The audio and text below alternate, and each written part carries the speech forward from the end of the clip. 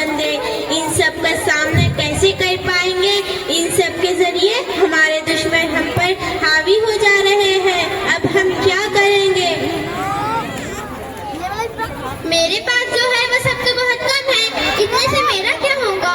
पैसा, high straight, बंगला, car, diamond jewelleries, ये सब कुछ मुझे चाहिए और ये सब कुछ मेरे पास होना चाहिए। हद है, पता नहीं कहाँ चले आते, हर वक्त मांगते रहते और कोई काम धंधा तो है ही नहीं इनको। गरीब भिखारी लोग, आई हेट पुअर्स। अपने फायदे के लिए इतना तो मैं कर सकती हूँ ना, किसी को कुछ पता नहीं चलेगा, सब इधर ही तो है। अक्सर लोग झूठ बोलते हैं, झूठ के बिना कुछ काम ही नहीं चलता। स्ट्रेस, लाइस, एरोगेंस, फेयर, ग्रीड। अल्लाह ने हमें ऐसा बनने को तो नहीं कहा, ये सब बस कुरान पर अमल ना करने का नतीजा है।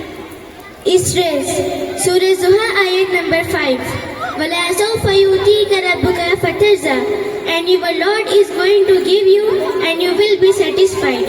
और अनकरीब तुम्हें तुम्हारा अल्लाह इतना देगा कि तुम खुश हो जाओगे।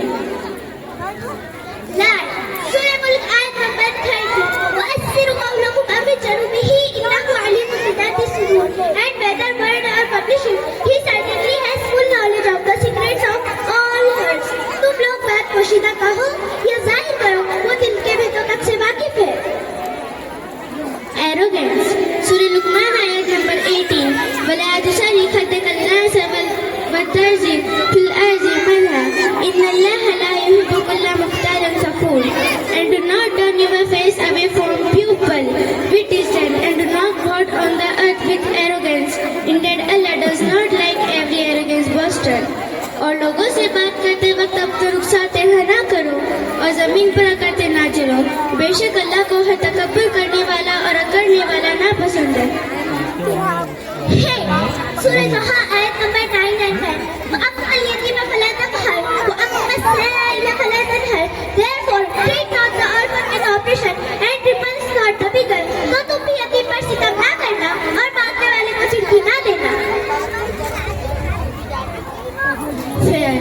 सूरह अनफाल आयत number 30, वयमकुरून वयमकुरुल्लाहु Khairul माकिरीन, but they plan and Allah plan and Allah is the best of planner। और वो अपनी तदबीरें करते थे और अल्लाह अपनी तदबीर करता था और सबसे मजबूत तदबीरों वाला अल्लाह है।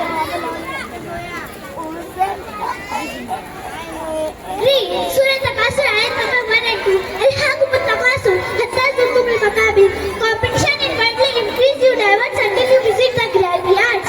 तुम्हें कसरत माल की हवस और फिक्र आखिरत से गाफिल कर दिया, यहाँ तक कि तुम कब्रों में जा पहुंचे।